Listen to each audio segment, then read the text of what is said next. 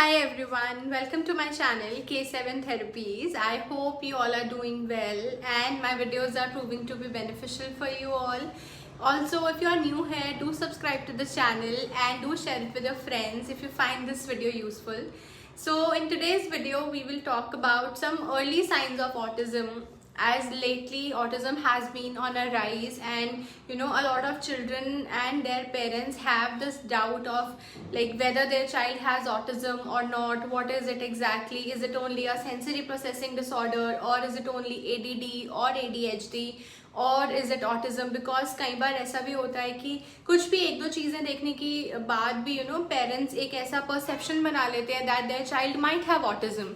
So to just clear out all those myths, so I'll just discuss about what are the early signs of autism which you can actually find out or observe at a toddler age, you can say.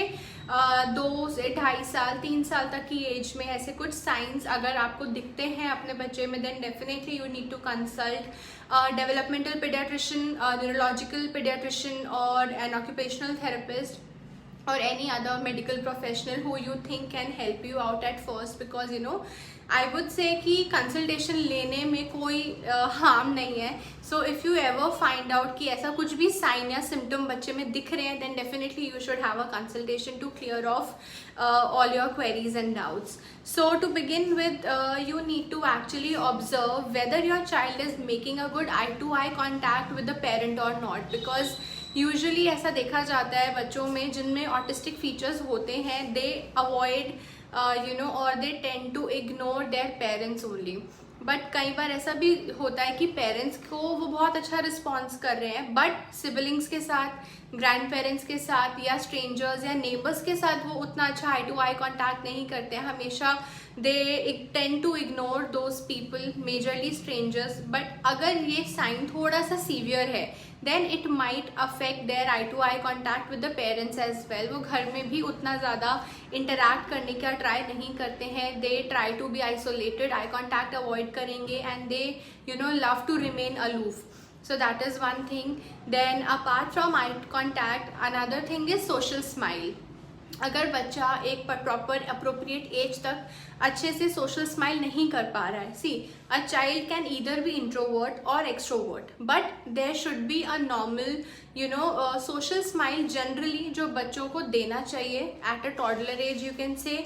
even if any person who is meeting the child for the first time and they are talking to the child, saying hello, hi, greeting them, the child there is a thing कि बच्चे को उनको देखकर एक positive smile, एक positive feedback देना चाहिए. But if a child has autistic features तो कई बार वो भी एब्सेंट होता है. दे आर इग्नोरिंग, वो किसी भी किसी भी अननोन या स्ट्रेंजर को या जिनसे वो फर्स्ट टाइम मिल रहे हैं उनकी तरफ देखकर स्माइल करना बिल्कुल भी पसंद नहीं करते हैं. वो बहुत अकेले और अलग रहना उनसे चाहते हैं.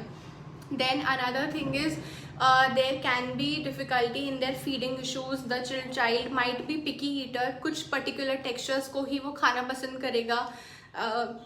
फ्रूट्स जनरली बच्चे अवॉइड करते हैं. फ्रूट्स में banana is a most common thing जो वो सबसे ज़्यादा खाना पसंद करते हैं, because I think it is very soft to chew upon. So an apple, oranges, grapes, ये वाले सारे फ्रूट्स जनरली बच्चे अवॉइड करते हैं. So this is one thing. Another thing is toothbrush नहीं करवा पाना प्रॉपरली. देन क्योंकि बहुत ज़्यादा सेंसिटिविटी होती है कई बार, तो वो ब्रश का जैसे ब्रिसल्स उसमें टच भी होते हैं, so they might feel a lot of sensory difficulty with that processing. So that is one thing. Then another thing is poor tongue movement, you can say, क्योंकि कई बार ऐसा होता है due to poor body awareness, muscular awareness उतना अच्छा नहीं होता है. प्रोप्रियोसेप्टिव सेंस हम उसे बोलते हैं, तो वो उतना अच्छा नहीं होता है. तो उस केस में भी बच्चा कई बार फीडिंग में बहुत अच्छे से च्यू करना पसंद नहीं करता है, या उतना स्ट्रेंथ ही नहीं होता है, या उतना समझ ही नहीं है बच्चे को, उतना अवेयरनेस ही नहीं है जॉइंट्स का और मसल्स का कि वो प्रॉपरली च्यू कर सके. So that is one concern. Now oromotor difficulty में ऐसा बिल्कुल भी ज़रूरी नहीं है कि अगर ये सारे फीचर्स हैं तो ऑटिज़म होगा ही होगा. So these are just some signs कि अगर आपको ऐसा कुछ लगता है clubbing it up with other things which I would mention, तो उनको अगर आप एज अ होल बनाकर देखेंगे then yes it can be a sign. So all these things are just an indicator. ऐसा कुछ भी नहीं है कि अगर ये सब मैंने बोल दिया तो ऑटिज्म है, नहीं, ऐसा बिल्कुल नहीं है. इट्स जस्ट दैट कि कुछ ऐसे साइंस हैं जिनको लेकर हमें थोड़ा सा केयरफुल रहना चाहिए, ताकि अगर ऐसा कुछ भी हमें दिखता है, if you are noticing something, तो we can actually take help at the correct time. Okay, now coming on to the other thing, hand flapping या कोई भी ऐसे बॉडी के फिजिकल रेपिटेटिव मूवमेंट्स, तो वो बहुत ज़्यादा कई बार प्रोमिनेंटली दिखते हैं बच्चों में. अपने हैंड्स को फ्लैप करते रहना, ऐसे ऐसे कुछ ऐसे हैंड जेस्चर्स करना, टोज पे चलना कई बार बहुत कॉमन होता है बच्चों में. टिप टो वॉकिंग बच्चे बहुत कॉमनली करते हैं. अपने हेड को राइट लेफ्ट मूव करना या हेड बैंगिंग करना मूवमेंट सीख करने के लिए. सो अगेन रेपिटेटिव मूवमेंट या स्पिनिंग करना. अदर थिंग इज बच्चे कई बार जो टॉय कार्स होते हैं उनके टायर्स को बार बार रोटेट करना देखना पसंद करते हैं, या फैन की मूवमेंट को कॉन्टिन्यूसली देखना पसंद करते हैं. अदरवाइज जैसे रूम में अगर लाइट ऑन है तो उन लाइट्स को कॉन्टिन्यूसली वो फोकस करते हैं, या यू कैन से कि उसको स्टेयर करना बहुत पसंद करते हैं.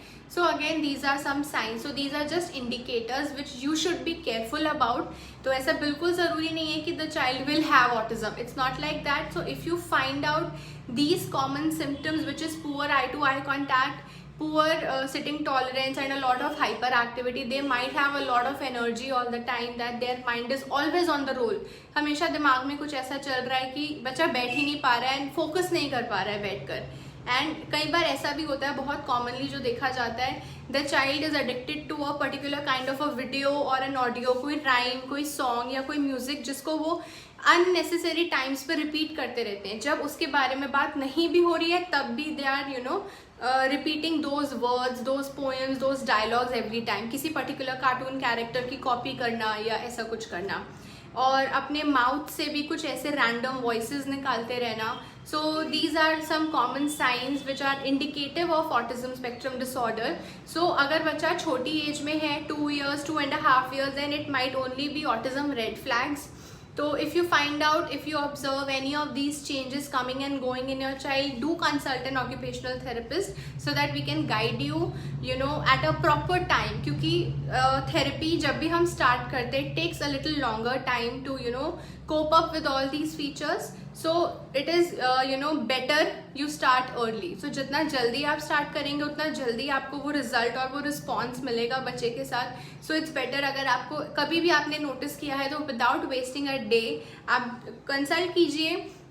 If you find out something कि ठीक है शायद कुछ ऐसे negative points हैं जो हमें ध्यान में रखने हैं, तो we will be help you out in a better way. So don't delay and do not ignore this process. And also autism कोई ऐसा बहुत बड़ी बीमारी नहीं है जिसको लेकर आपको बहुत डरना पड़े कि मेडिसिन, इंजेक्शन, ऐसा कुछ भी नहीं है. It's only about therapies, good therapies, speech therapy is there, occupational therapy is there, special education is there. So we are there to help you out. So if you find any of these features, do consult and बिल्कुल भी ignore मत कीजिए इन चीज़ों को. Consult करने में there is no harm. So if you find the video useful, do share it with your friends who you think might get benefit, and do subscribe to the channel and like this video. Thank you for watching.